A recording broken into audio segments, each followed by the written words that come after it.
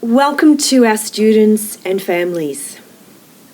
Our heads of learning would like to share some thoughts, tips and ideas on how to support our learners as they come to their final assessment period. We hope that you enjoy these tips, that they give you some sort of thought to actually have a conversation with our students and our learners, and we wish you all the best in your studies and your future after Loyola.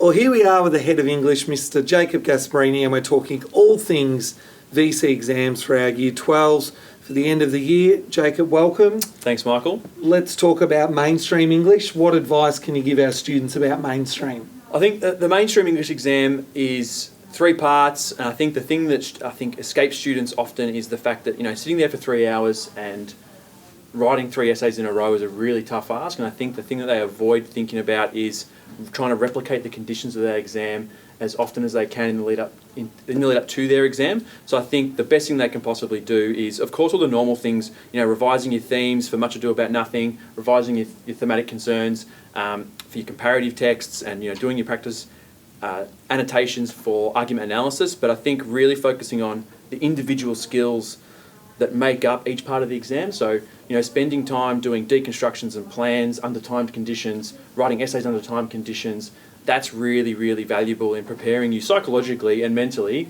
for the rigours of a 3-hour written exam. Even doing the 15 minutes reading time and that thinking and spending that thinking time really wisely, I think it's something that students often forget.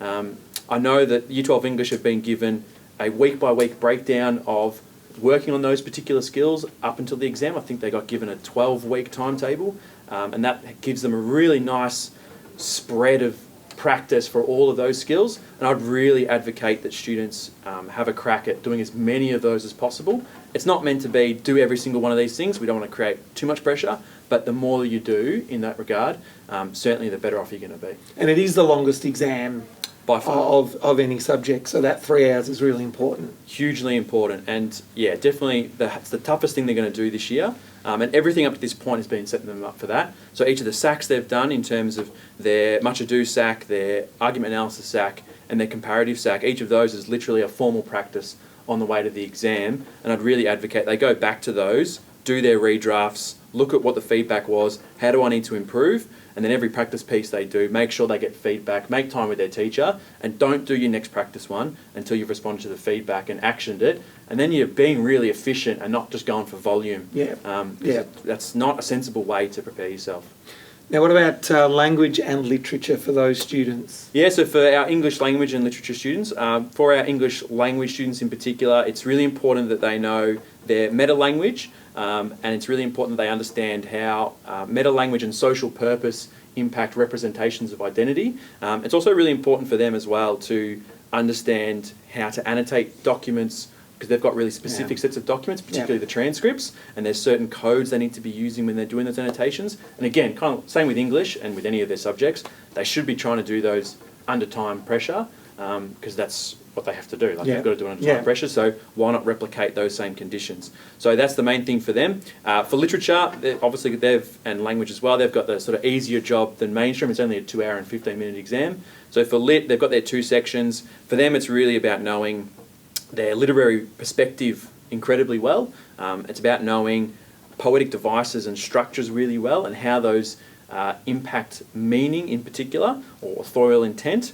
And again, for them, both for lit and lang too, mind you, it's also really important that they're spending time doing all of the little skills that make up the exam under timed conditions and practicing them a lot. And I also really advocate that students are making times with their teachers regularly, one-on-one, for 20-minute, half-an-hour sessions to go through practice pieces, ideas, deconstructions, whatever it is. Teachers will do it. I know we run the VCE Tutorial Club every single early leave, and most teachers are always happy to do meetings outside of class time too. And that's, unfortunately, for students, that's the best thing you can do, is have time one-on-one with your teacher. It does take up time, but do it because you get a lot out of it. And so what can our parents do, our mums and dads and families at home, that we're coming up to the real important part now, we're not far away. How can they support their child at home with English? I think the best thing our parents can do is to support our students in creating balance with their revision. And I think it's really important they understand too that it's not about volume, it's about efficiency. So ensuring that, like, speak to your child about, well, what are the things, what are you doing this week for this subject or that subject? Talk to them about their ideas and get them to articulate them to you, whether it's about themes or particular concepts, or with our lit students about literary theories and things like that. You might not understand them necessarily, but it's actually, you might get something out of it. But equally too, it gives the student an opportunity to try and articulate their ideas and form really clear analysis or explanations, and it helps consolidate that learning they've been doing. So I think those are probably the key elements, and I think too in helping them set up routines around revision as well is really, really valuable. But I think the key one, more than anything, is probably balance. I think a lot of kids try to just fill the time and don't do things for themselves. And spending time, outside doing sport, reading, doing something outside of revision every now and then to get a break is really valuable, because what they're doing, the cognitive load is huge. And they need that break and that separation. So I think helping them set up routines and supporting them in their routines too is incredibly valuable. Great. Well, thank you for all that advice. And we wish all our Year 12 students, all of them do at least one English. They do, Some do more than one. So we wish you all the best with your English exams for the end of the year. Thanks, Jacob. No worries, thank you. Thanks.